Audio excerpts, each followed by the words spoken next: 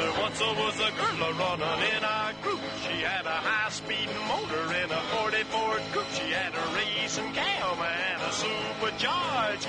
Look at Buddy, hot rod and large. She's a hot rod. She's a hot rod. FYI, guys, pedestrian deaths caused by drivers increased by 50% in the last decade. 50% in 10 years. Yow. According to a report released by the Governor's Highway Safety Association, or the GHSAA, or SA, you guys know how much I like acronyms. 2019, for instance, rose 5% from 2018, with over 6,000 deaths. Hello? So if you're keeping score at home, guys, we the pedestrians, we're losing. And that ain't good. That's not a good statistic at all. At all. Man, oh man, of Shevitz.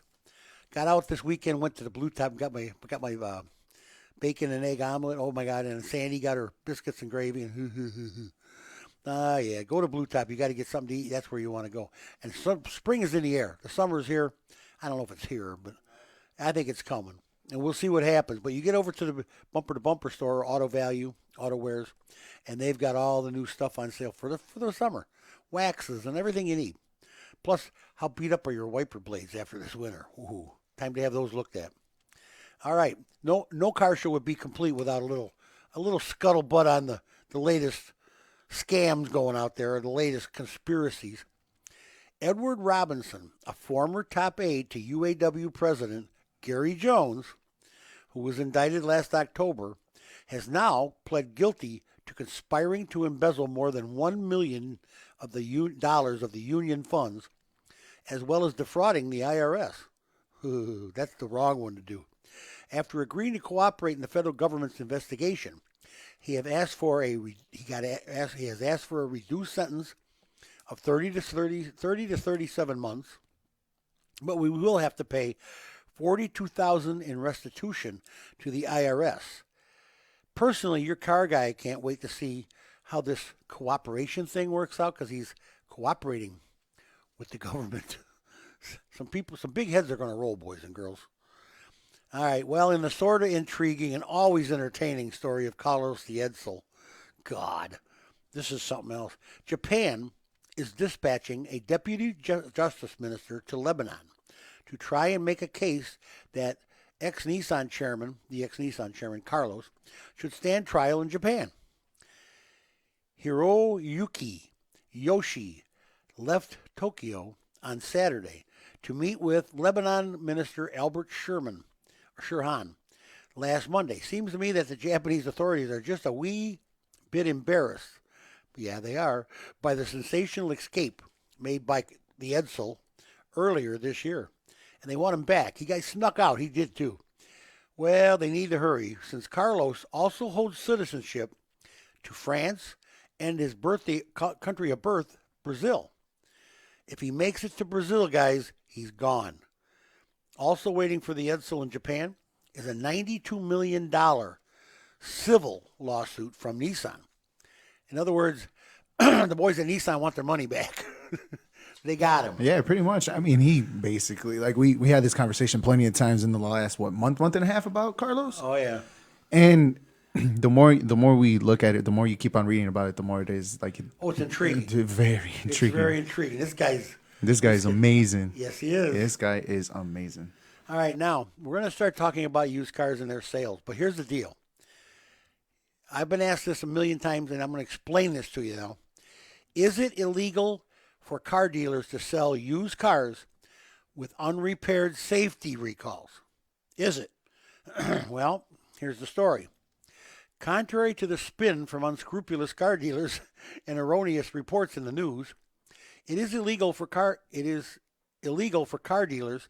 to sell dangerous used cars with unrepaired safety recalls. Injured or misled consumers and their surviving family members who sue dealers that engage in such reckless practices, usually with confidential settlements, they always win. The dealers insist on confidentiality to cover up their illegal activity. The legal settlements also are telltale sign that the dealers know perfectly well what they're doing is not right. It's illegal. Well, here's the deal. Here's the actual scoop. There is a federal law against car dealers selling recalled new cars.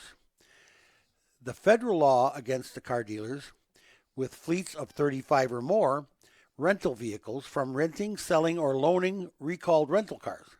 So they can't use them. They can't do anything with them. But there is no federal law against car dealers selling recalled used cars. But if they do, they risk being held accountable under various state laws. So it's kind of a fine line, but you know what? Bottom line, they can't sell you junk. They can't sell you something that's no good. Bottom line, because you got them one way or the other. If it's a federal law, if it's under the federal law, fine. If it's not, then it's under the state law. And you nail them, and that's the end of that. All right? That's what that's about. We talked about this before. I get asked this all the time. And it's high time we talked about it. All right. I promised you that we were going to talk about car dealers and their little antics that they pull so that they can sell you stuff. Well, here's the deal. We have about 8 rules I'm going to tell you about, 8 little tricks I'm going to tell you about. And you make sure you watch for these. Watch for the triggers on these. Number 1, your lack of information on the value of the car you're looking for. If you decide I'm looking for this model in this year range, give a couple years, and you're going to go looking, you need to know in advance before you walk into a car dealer how much those cars are actually going for. Okay? Go to Edmunds.com or KellyBlueBook.com and just research it. You can learn all about the various price ranges. I'm just talking ranges so that you'll know if this car, if the dealer's got a car with 120,000 miles on it and Edmunds says that at 70 or 80,000 it's worth this much and the dealer wants more than that for a car with 120, you're one step ahead of the guy. Okay? So you know, and you absolutely know he did not pay that much for that car. He's not making an honest profit. He's making a huge profit. See? So you want to know in advance where you're at. Number 2, they use the lure of the monthly payment. Here's a good one. They ask what you can afford, what monthly payment you can afford. And then they sell you to the max. But still keep that amount of the monthly payment you can afford. Then they go out and they'll finance it. They'll lengthen they'll do whatever they can to make more money. It's none of their business what you can afford. You decide if you can afford it. That's your job. You're buying the car. Don't go telling them what you can afford because they'll take that and they will work with it until they got you by the ear balls right here in the ears. I get you. Okay, at least here, if it says you should put down at least 20% on a vehicle, finance it for no more than 4 years, and not spend more than 10% of your monthly income on your auto expenses. That's the rule of thumb. 20-4-10. It works. Say you came to buy a computer. Say you're going to buy a compact sedan that costs $20,000, but you let it slip that you can afford $450 a month. The salesperson immediately recognizes that a 60 or 72-month loan would allow you to buy a $25,000 car. Okay, and keep your payment at $450 a month, but now you're on the hook for 6 years. Yeah, 6 years. Okay, at $450 a month instead of 4 years at $450 a month, and you got more car than you need. You were going for one car and you got another. The finance charge markups. This can get crazy. And this is actually, I'm going to tell you what, they say it's illegal, or they say it's legal. As far as I'm concerned, it's immoral as heck. All right? The interest rate swaparoo. Let's say the bank or finance company says you're eligible for a 5% interest loan, but the finance manager tells you 7% if you want to finance it through them. On a $22,000 5-year loan, that extra 2% will add an extra $1,277 to your payment.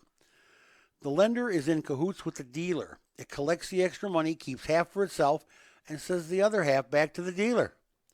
So everybody splits that $1,277 because they got your interest rate up where they wanted it. Trick number 4, and this is a classic. Ever seen the deal? We'll pay off your existing car loan no matter how much you owe. We'll take care of it. Well, just as they promised, they add that amount to your new loan. They didn't pay it off. To get away with that, they're counting on you to focus on the monthly payment we talked about earlier and ignore the total amount you're financing. You're actually going to be financing the money that they said you wouldn't have to. They were going to let you get away with it. Oh, yeah. Number 5, the scam. We're talking about scams. People, when you go to buy a car, stuff that the car dealer likes to do. Okay? 928 car guys, if you want to weigh in on this. Hopefully you're not a car salesman.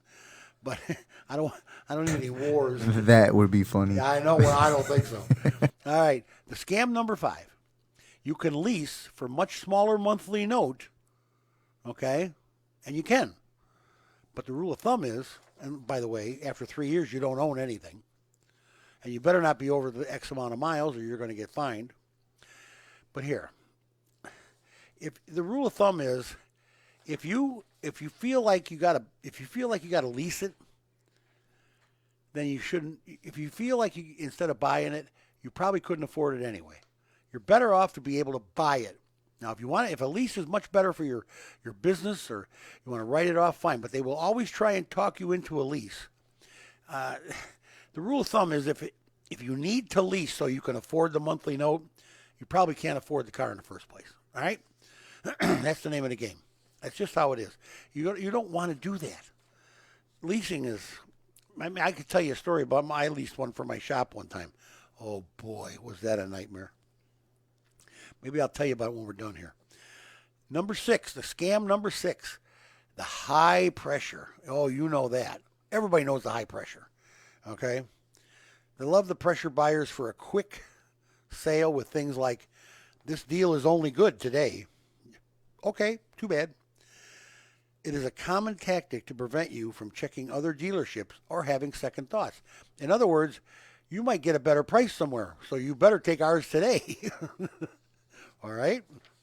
You can count on it that the guy is sticking it to you if he says that. I mean, you could just think about it. He doesn't want you pricing that car anywhere else. He doesn't want you checking anywhere. He wants you to buy it right now. Right now. Sign on the dotted line. Hey, I gave you the monthly payment you wanted. Don't worry about the fact that it's for 72 months instead of 50 or 48. See? All right. Deceptive, number 7, scam. Deceptive come-on advertising. And this is a big one, okay? You see an ad for a great price on a car that you've been considering. Hey, that's the kind of car I'm looking for. All right, that's cheap. It's in the newspaper or wherever, online. Then you get to the showroom or the dealer, and you find out it's for a stripped-down model or a trim level in auto lingo, which no one ever buys. In other words, it's a horrible color, or it's a horrible combination, or the interior is a rotten color to go with the outside, but it's cheap. Well, if that's what you want, buy it. But you're going to get a stripped down model. You're only going to get what you pay for. Bottom line. Over the next hour, though, while you're there, he or she will show you better equipped versions. And by the time you finally see the car you thought the ad was touting, you're looking at $4,000 more at least. Oh, yeah. Oh, yeah. This is all to get you in the door. Come on down. This car is only this much money. Yeah,